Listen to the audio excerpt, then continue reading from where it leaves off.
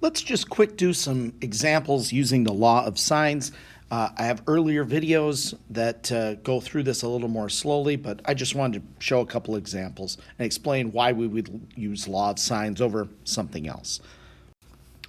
All right, so one thing to note about both the law of sines and the law of cosines is the law of sines is for non-right triangles.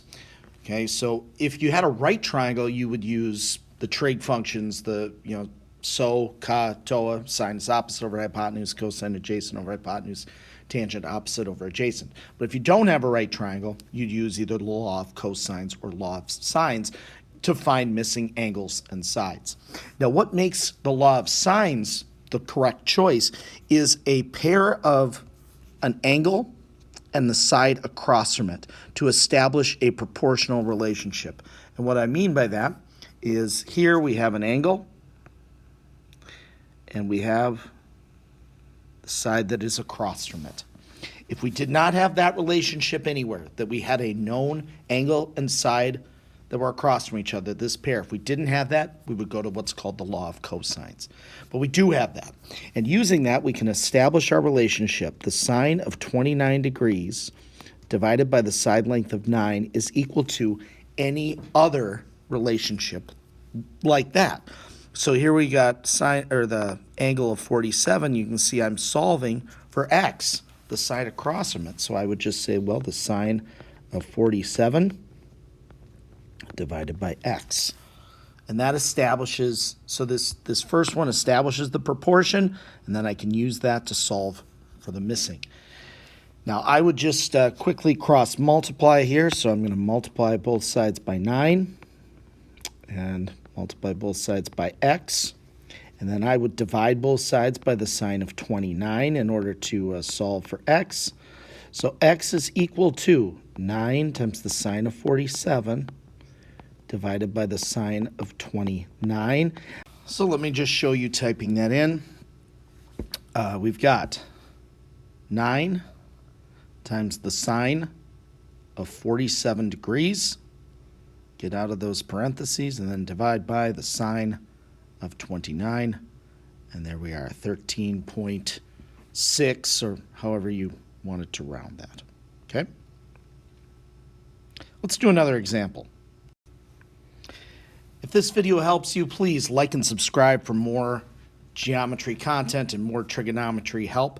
Let's do an example where we are going to solve for a missing angle. Once again, we have a non-right triangle, so we're going to not be able to use SOHCAHTOA, and you can see right away we have this establishing pair of a angle and the side across from it. That's what we look for if we're going to use law of sines. So we established that, and that is then equal to, we'll set up the one that we are solving for, so the x and the 19. And here I would just multiply both sides by 19, so we've got that. And then to get rid of this, because it's sine of x, to get rid of sine and just have x equals, we take the inverse sine of both sides. So I'm going to have the inverse sine of 19 times the sine of 96 all over 23, and that's going to be equal to x. All right, let's type that in.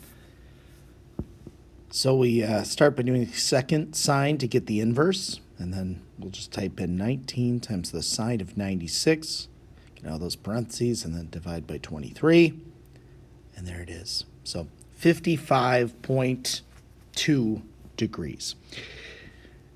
Now, if you were asked to solve for other things, once we have that this is 55.2, we then can easily solve for this missing angle because we know that all the angles have to add up to 180. And once we've solved for this angle, well, then we can solve for this side using law of sines. So we can really fill in everything with law of sines as long as we establish this initial proportional relationship. We have to have that, an angle and the side across from it in order to set up law of sines. Again, if this video helped you, please like and subscribe.